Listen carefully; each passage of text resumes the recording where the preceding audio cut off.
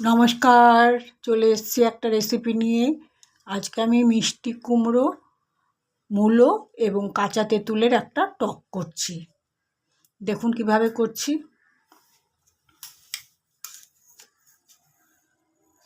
প্রথমে একটু সর্ষে দিয়ে দিচ্ছি কড়াতে, অল্প একটু তেল দিয়েছি, একটু সর্ষে দিয়ে দিলাম।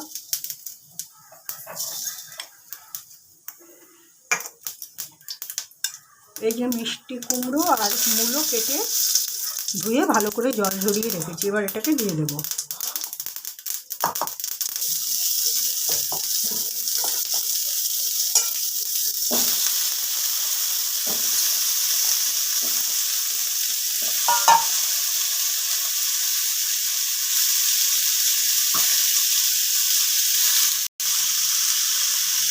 দিয়ে দিচ্ছি এই পরিমাণ নুন,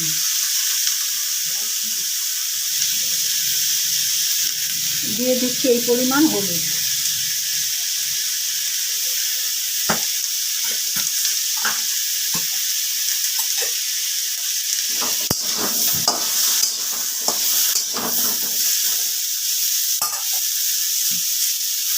এবার আমি জল দিয়ে দিচ্ছি।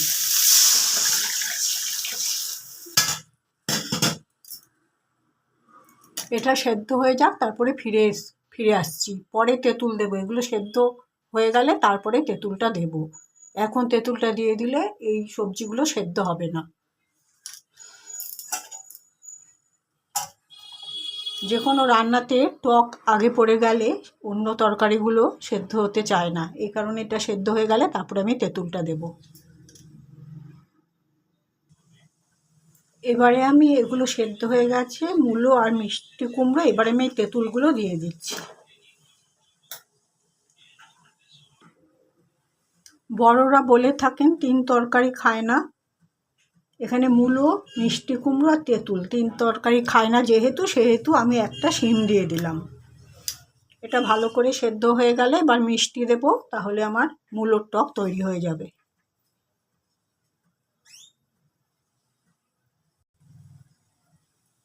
তিনটে তেঁতুলের জন্য আমি এই পরিমাণ চিনি দিয়ে দিলাম।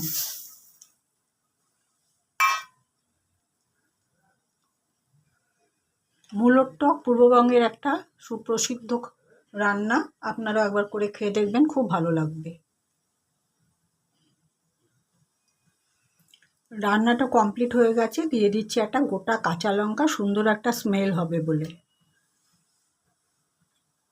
আমি এখন গ্যাস নিভিয়ে দেবো, রান্নাটাকে স্ট্যান্ডিং টাইমে রেখে ফিরে আসছি।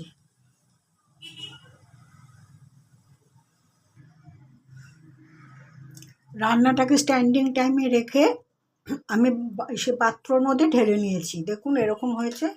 তাহলে এই মিষ্টি কুমড়ো, মূলো এবং কাঁচা তেঁতুলের টক, এই রেসিপিটি আমি পুরোই শেয়ার করলাম। একবার করে খেয়ে দেখবেন, খুব ভালো লাগবে। 3 তরকারি হয় বলে আমি একটা শিম দিয়ে দিয়েছি, আর সবশেষে একটা কাঁচা লঙ্কা দিয়েছি। যাই হোক, আমি আমার ভিডিওটা যেখানেই শেষ করলাম। আগামীকাল একটা নতুন রেসিপি নিয়ে আসবো। সবাই ভালো থাকবেন। নমস্কার।